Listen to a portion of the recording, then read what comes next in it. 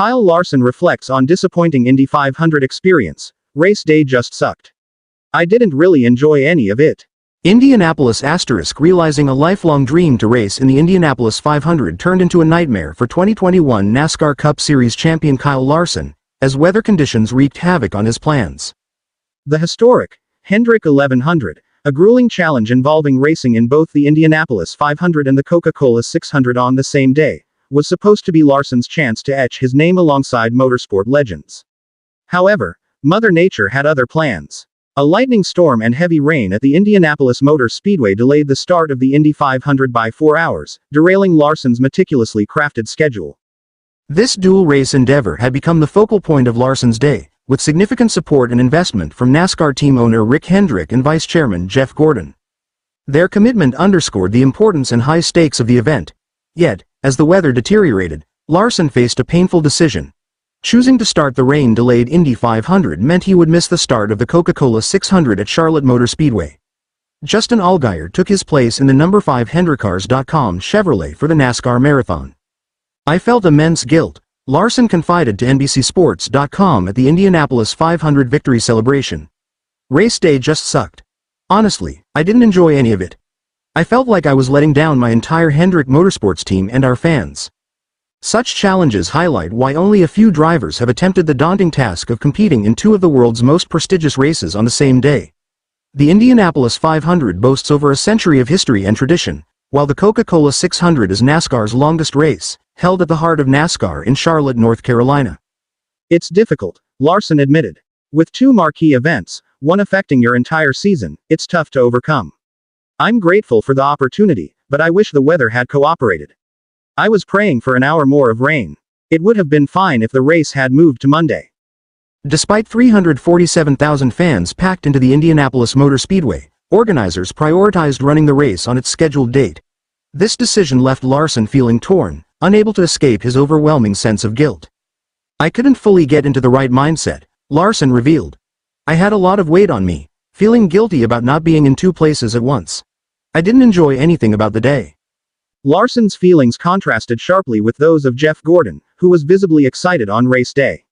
"This is so cool and so emotional," Gordon told NBCSports.com. "I've had goosebumps being at the Indianapolis 500 on race day."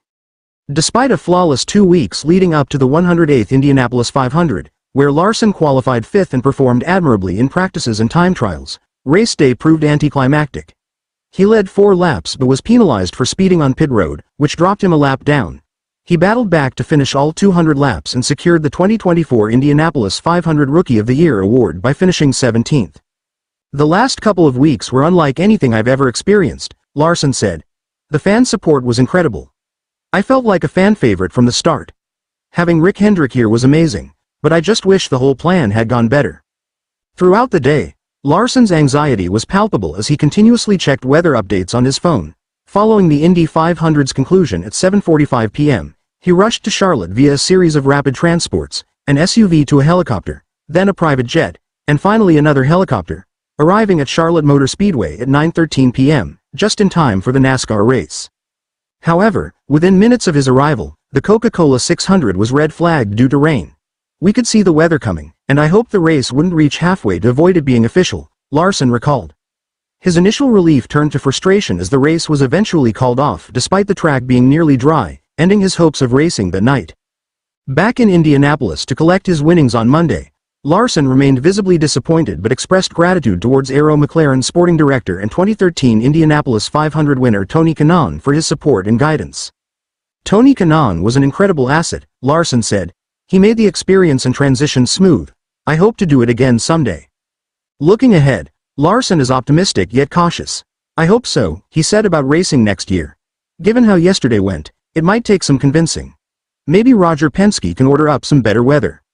While Larson couldn't complete the 1,100 miles of the Hendrick 1100 and didn't get to run a lap in competition at Charlotte, he did achieve a significant milestone by racing in the Indianapolis 500, fulfilling a dream for both himself and his father, Mike Larson.